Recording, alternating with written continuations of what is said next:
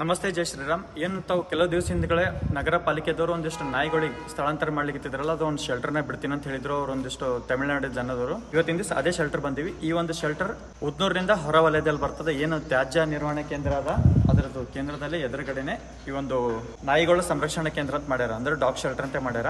ನಗರ ಪಾಲಿಕೆದವರೇ ನೀವೆಲ್ಲ ಇದ್ರ ಮೇಲೆ ಏನ್ ಬಜೆಟ್ ಹಾಕೊಂಡಿರ್ತೀರೋ ಅಥವಾ ಏನ್ ಮಾಡಿರ್ತಾರೋ ಗೊತ್ತಿಲ್ಲ. ಕಲಬುರಗಿ ಸಿಟಿಲಿ ನೀವು ಒಂದು ನಾಯಿಗೆ ಸುರಕ್ಷಿತವಾಗಿ ತಂದು ಬಿಟ್ರ ಅವಕ್ಕೊಂದ್ ಸ್ವಲ್ಪ ನೀವು ನೋಡ್ಕೊಂತ ಕಾರ್ಯ ಮಾಡ್ರಿ. ಮತ್ತು ಅವ್ರಿಗೆ ಹಂಗ ಹೈರ್ ಮಾಡಿರಲ್ಲ, ಅವ್ರಿಂದ ತಂದು ಇಲ್ಲಿ ಮಲಗ್ಸರಿ. ಮತ್ತು ಎಲ್ಲೆಲ್ಲಿ ಬೇಕೋ ಒಂದ್ ಸ್ವಲ್ಪ ನೀರಿನ ಪಾಟ್ಗಳು ಇಡ್ರಿ. ಹೊರಗಿಂತ ಇಲ್ಲಿ ಇರ್ಬೇಕಾಗಿದ್ದ ನಾಯಿಗಳು ಹೊರಗೆ ತಿರ್ಗಾಡ್ಲಿಕ್ಕತ್ತವ, ಮನುಷ್ಯರಿಗೆ ಕಡಿಲಿಕ್ಕತ್ತಿರ್ತಾವ.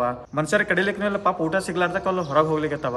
ಅವು ಯಾಕೆ ಬಗೋಳ್ತಿರ್ತಾವ ಅಂದ್ರೆ ಊಟ ಸಿಗ್ಲಾರ್ದಕ್ಕ ಅವು ನಮ್ಗೆ ನೋಡಿ ಬಗೋತಾವ. ಇವಕ್ಕೆಲ್ಲ ಒಂದ್ ಸ್ವಲ್ಪ ಟೇಕ್ ಕೇರ್ ಮಾಡ್ರಿ. ಕೆಲ ಬಜೆಟ್ ಅನುದಾನ ಏನು ಬಂದಿರ್ತಾವ ಸರಿಯಾದ ರೀತಿಯಿಂದ ಬಳಕೆ ಮಾಡ್ರಿ. ಹೀಗೆ ನೋಡಿದ್ರ ನಗರ ಪಾಲಿಕೆದವರು ತಂದಿಲ್ಲಿ ರೆಸ್ಕ್ಯೂ ಮಾಡಿದ ನಾಯಿಗಳು 100ರಿಂದ 100ಕ್ಕಿಂತ ಅಧಿಕ ನಾಯಿಗಳು ನಮ್ಗೆ ಕಾಣಿಸ್ಬೇಕು. ಆದ್ರೆ ಇಲ್ಲಿ ಕೆಲವಷ್ಟೇ ನಾಯಿಗಳು ಇಲ್ಲಿ ಕಾಣಿಸ್ತಿರ್ತಾವ. ಒಂದು ಅಲ್ಲಿ ದೂರ ಎಲ್ಲೆಲ್ಲೋ ಕೂತ ಒಂದ್ 2-3 ನಾಯಿಗಳು ಕಾಣಿಸ್ತಾವ.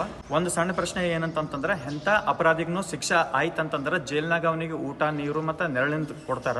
ಆದ್ರೆ ಇವ್ ನಾಯಿಗಳು ಏನ್ ತಪ್ಪು ಮಾಡ್ಯಾವ, ಇವ್ ನಾಯಿಗಳಿಗೆ ಊಟ ಕೊಡ್ಲಿಕ್ಕೆ ಅಂತ ಹೇಳಂಗ್ ಗ್ಯಾರಂಟಿ. ದಿನ 7-8 ಗಾಡಿಗಳು ತಂದು ಇಲ್ಲಿ ಬಿಡ್ತಾರೆ ಅಂತಾರ ನಾಯಿಗಳು ಒದ್ರ. ಆದ್ರೆ ಇಲ್ಲಿ ಒಂದು ನಾಯಿಗಳು ಸುರಕ್ಷಿತವಾಗಿ ಇಲ್ಲ ಅಂತ ಹೇಳಿ ನನ್ನ ಅನಿಸಿಕೆ ಅದ.